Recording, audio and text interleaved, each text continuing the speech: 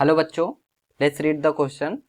Right Lewis structure of the following molecules and that is AlCl3. AlCl3 क्या होता है? Aluminium trichloride. और इस क्वेश्चन का की कॉन्सेप्ट क्या है? Key concept is that AlCl3 is electron deficient molecule. AlCl3 is electron deficient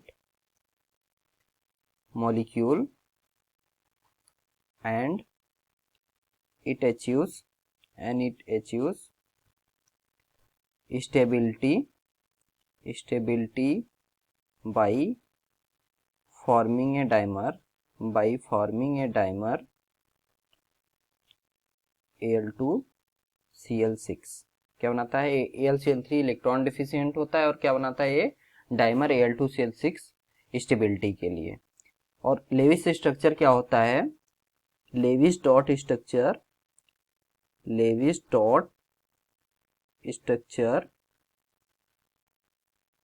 provide a picture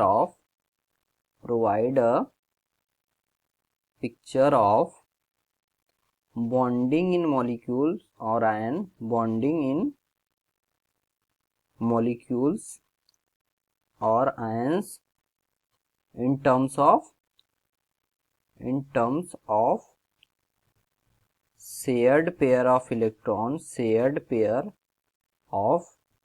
electron and octet rule.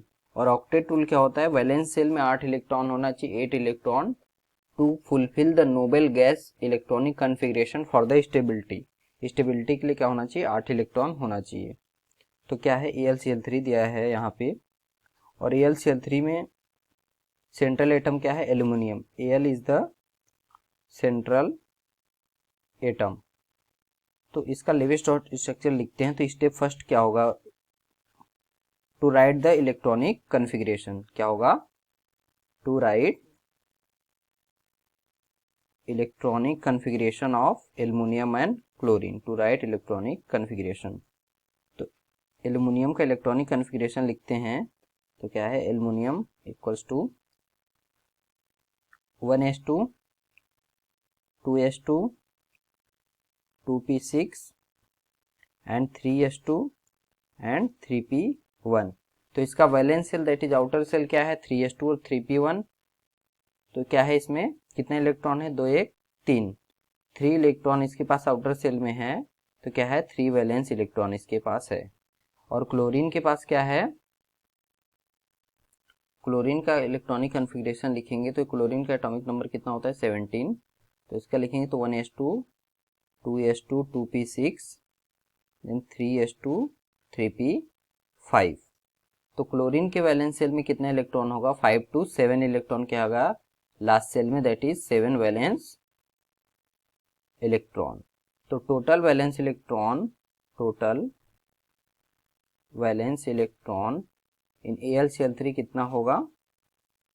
3 electron aluminium के plus 7 electron एक क्लोरीन के. तो 3 chlorine के क्या हो जाएगा? 21 21 plus 3 that is 24 valence electron total है. इन्हीं 24 वैलेंस इलेक्ट्रॉन की हेल्प से हमको लेविस स्ट्रक्चर ड्रा करना है. स्टेप 2 क्या है? Step 2 is the skeletal structure of AlCl3. Skeletal